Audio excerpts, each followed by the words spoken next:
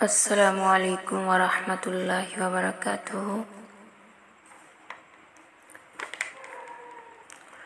بسم اللہ الرحمن الرحیم۔ وَقَضَىٰ رَبُّكَ أَلَّا تَعْبُدُوا إِلَّا إِيَّاهُ وَبِالْوَالِدَيْنِ إِحْسَانًا إِمَّا يَبْلُغَنَّ عِندَكَ الْكِبَرَ أَحَدُهُمَا أَوْ كِلَاهُمَا فَلَا تَقُل لَّهُمَا أُفٍّ وَلَا تَنْهَرْهُمَا وَقُل لَّهُمَا قَوْلًا كَرِيمًا وَاخْفِضْ لَهُمَا جَنَاحَ الذُّلِّ مِنَ الرَّحْمَةِ وَقُل رَّبِّ ارْحَمْهُمَا كَمَا رَبَّيَانِي صَغِيرًا۔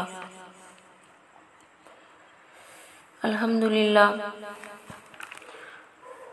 حقوق اللہ مکمل ہونے کے بعد آج ہم انشاءاللہ حقوق الوالدین شروع کر رہے ہیں۔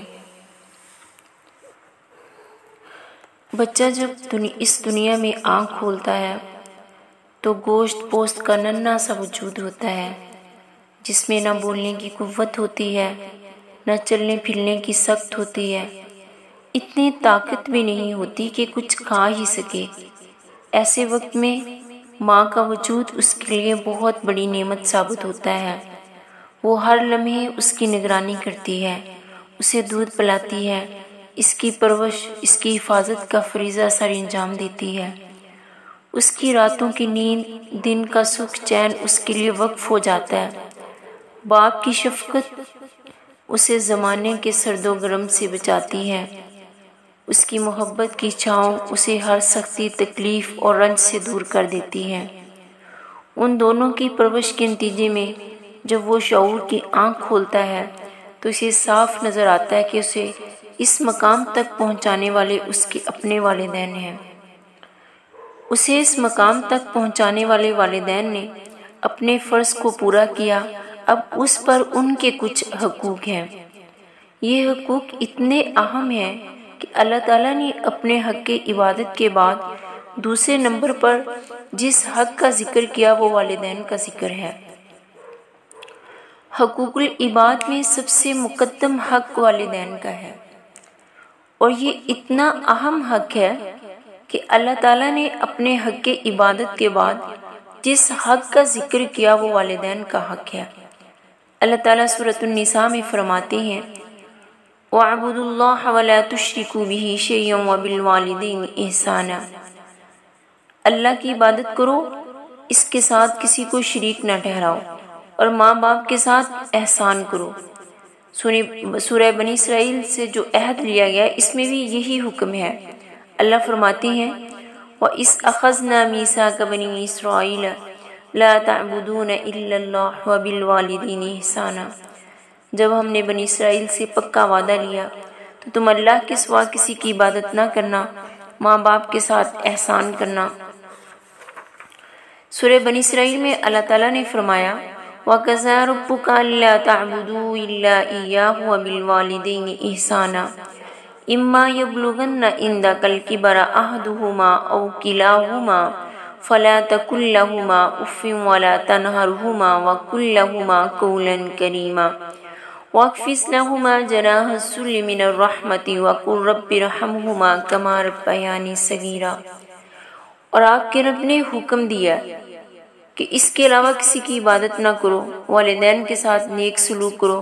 اگر تمہارے پاس ان میں سے کوئی ایک یا دونوں بڑھاپے کو پہنچ جائیں تو انہیں اف تک نہ کہو، انہیں جھڑک کر جواب نہ دو، بلکہ ان سے احترام کے ساتھ بات کرو، نرمی اور رحم کے ساتھ ان کے سامنے جھک کر رہو، اور دعا کیا کرو کہ پروردگار ان پہ رحم کر جس طرح انہوں نے مجھے رحمت اور شفقت سے بچپن میں پالا تھا۔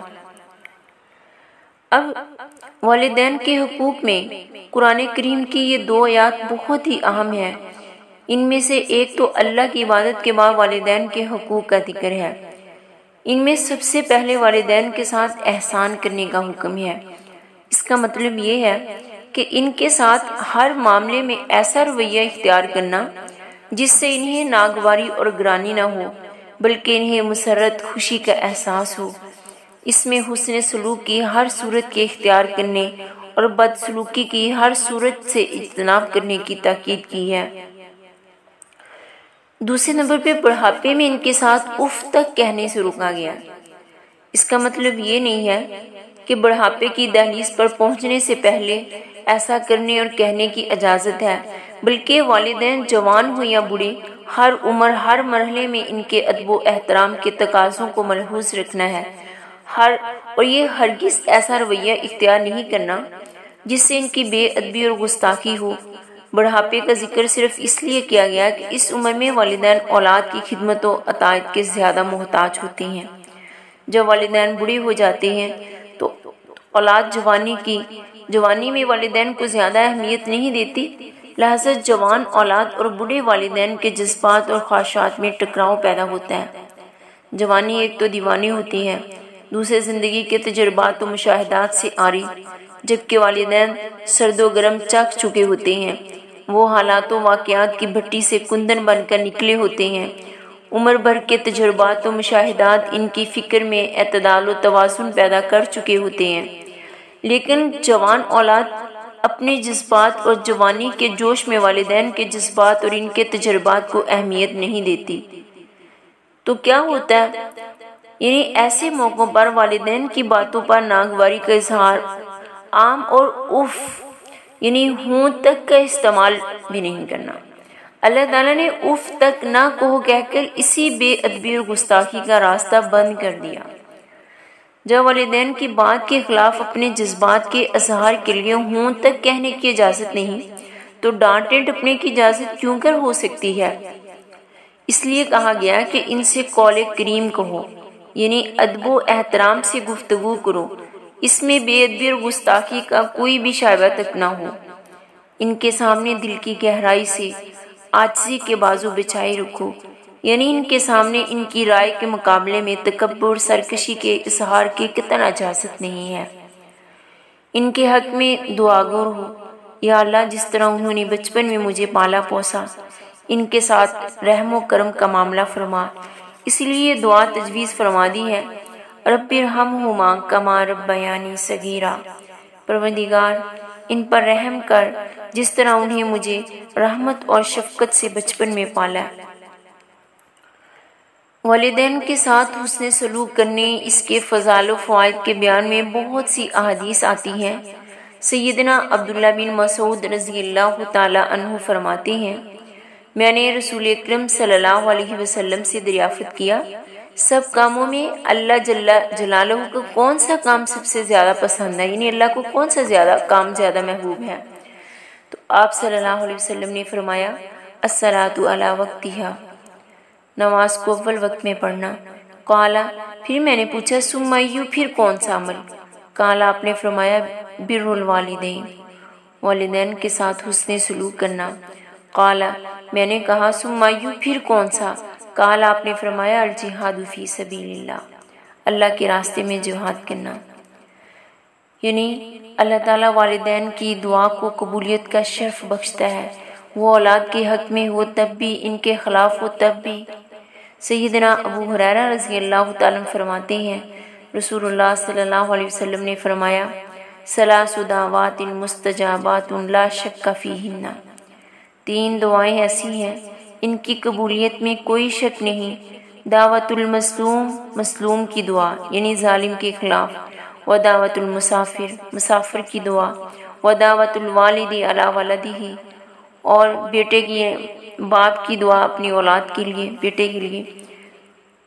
اسی لیے ایک اور حدیث میں فرمایا گیا کہ تم اپنے لیے بد دعا کرو، نہ اپنی اولاد کے لیے، نہ اپنے لیے بد دعا کرو، نہ اپنی اولاد کے لیے، اور نہ ہی اپنے مالوں کے خلاف بد دعا کرو۔ کہیں ایسا نہ ہو کہ تم عین اس گھڑی میں بد دعا کر ڈالو جس میں کی جانے والی دعا کو اللہ تعالیٰ نے قبول فرمانا تھا۔